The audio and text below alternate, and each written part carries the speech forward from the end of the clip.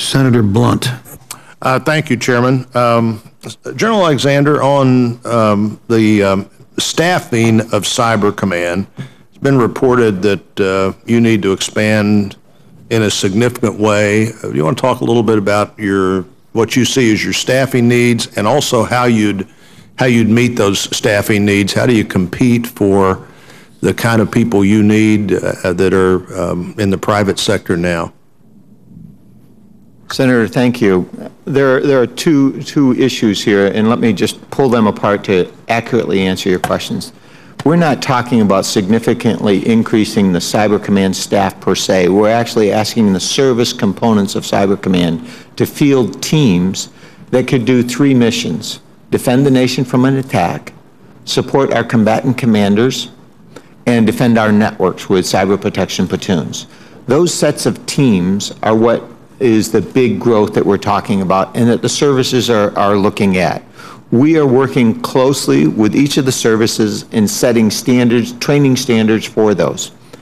The good news, so far, the services have stood up and met every goal that we've put for them here. And I just give my hats off to the service chiefs and our components in doing that. So we are right now in line, on track for 1/3 of that force being completed by September. And about 1/3 the next September 2014, and the last third by 2015, that target range.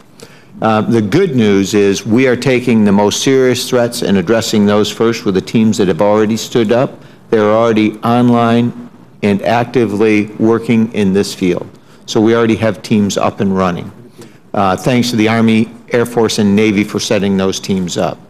So what we're talking about is bringing those folks in. Now, doing that, there's 2 parts to it. One is training. So we can take kids, young adults with great aptitude. They don't have to be cyber experts. We can help them get there. Mm-hmm. And I will tell you, my experience is people who want to work in this area and have the desire, we have a machinist mate from the Navy, a machinist mate. You know, you thought, oh, well, how? You know, I talked to him and said, well, how did you get here? And he goes, well, I really wanted to do it. He is one of our best. So we've asked the Navy to give us all their machinist mates. No, I'm just kidding. And so when you look at it, there is great talent out there. The real key part is how do we keep them, how do we incentivize them, and what are the programs that we're doing? And we're working with the services on a program to do that, and setting up the correct career fields for the services to have that's common amongst the services. A concept I'd like you to talk about if you want to, and think about if you haven't thought about it. Senator Vitter, Senator Gillibrand from this committee, and I, along with Senator Coons and others, are looking at some legislation that would create more cyber warrior opportunities in the National Guard. Missouri's done some of this already, as I think you know, and these are people who are actively in this work every day anyway, who would then be available to react or be available to train. Or does that, you have a sense of how that might be part of what you're looking at in the future? Senator, we have National Guard folks on our staff. We are actively working that with the Guard. A few weeks ago, I sat down with all the adjutant generals from all the states and walked through how we could do this, how we train everybody to the same standard, active and Guard. Their roles, twofold, just to quickly summarize. One would be how they work with the states, DHS, FBI, in resiliency and recovery, and helping the investigative portion, and how they work with us in a cyber conflict to complement what we're trying to do. We will not have enough force on our side, so we'll depend on Reserve and National Guard just like the rest of our force structure. And I think in this area that gives, for instance, you're the machinist mate, if he or she decides for some reason that they don't want to be in the full-time force, but they have this great skill level that they've acquired, to take that to the Guard. General? Senator, if I just might pile into the conversation for a moment. I think it's just important for us to remind ourselves that whether it's growth in cyber, whether it's investment in replacement for the Ohio-class submarine, no matter which piece of the future that we are looking at here, all of this is sensitive to the budget decisions. And sequestration, for example, and those budget totals will in fact impact all of this. And while General Alexander is right, there is some growth that is underway, And I think the service has been very generous in that regard. There will be impacts across the board here. We just can't predict what those will look like today until the actual budgets are redone.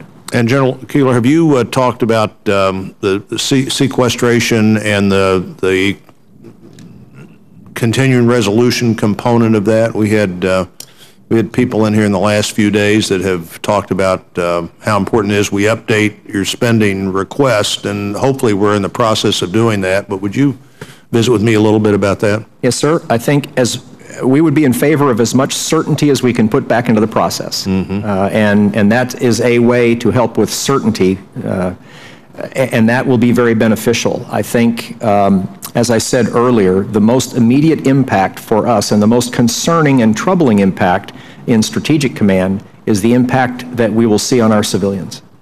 And that is not insignificant. And I think we've got to be very mindful of the potential damage that those impacts will have. Beyond that, then there are the impacts in the readiness accounts that we will see. That's like a slow motion movie. It's in STRATCOM, this will be like watching something in slow motion. It will occur. It is happening now. It's just we do not see the effect yet. We will see that effect as the months progress. Well, I think these two things come together here, where the failure to update the priorities by refusing to appropriate and debate those bills on the floor has come together with then cutting those old priorities on a line-by-line basis, and it's challenging. Yes, sir. General Alexander? Senator, I was just going to add that it impacts Cyber Command in a similar way. Two parts. The continuing resolution holds us to the FY12 budget.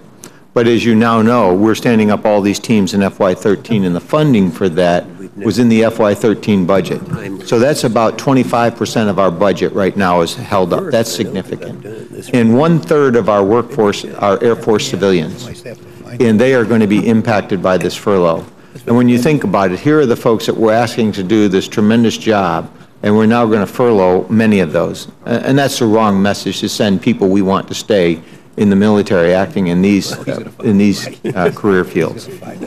What's the impact of dividing your workforce between the uniformed personnel and the civilian personnel? What's the internal management challenge of that? General Alexander? Actually, it works well together. I know it works well, but when the civilian force takes a furlough and it has a significant impact, because they look at it and they say, well, why are we being targeted for this? But they can't. And it is a smaller group, and when you look at it, both sides agree that this is the wrong way to handle it. I think I would add to what General Kehler said is we need to give the service chiefs and the military the ability, the flexibility to look at where we take these cuts and do it in a smart way.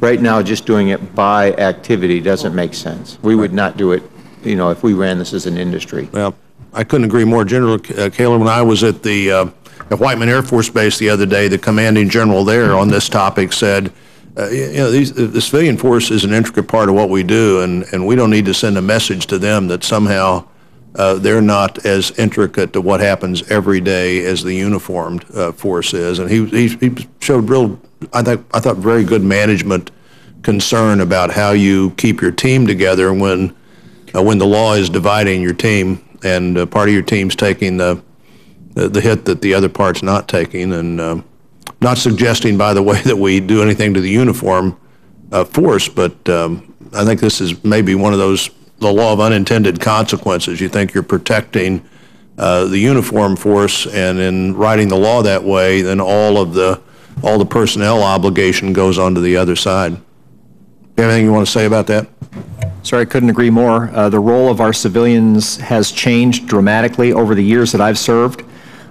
Today, they are integral to everything we do. They are leaders in our organizations. They occupy senior leadership positions, and in many, many cases, they represent the expertise and the experience that we do not have in the uniformed force. And so in a place like Strategic Command, in a place like Cyber Command, in a place like the nuclear enterprise, where our senior civilians really represent most of the experience that's left in these types of highly technical, highly complicated places. Certainly in the space part of our business, we have some senior civilians who are in very important parts of the DoD space organizations. So I think that my concern with the sequestration begins with the intentional and then the unintentional, intangible impacts that we might see on our workforce. Yep. And it is the uncertainty that goes with that that concerns me the most. If I could just add one more thing. We have had a very successful intern program to try to entice young college graduates to enter civil service so that they can have government careers. It's been very successful. And so in Omaha, we find that a number of these youngsters who are just beginning their careers in civil service with college degrees are looking around today and wondering if this is their future. Exactly. Thank you, Generals.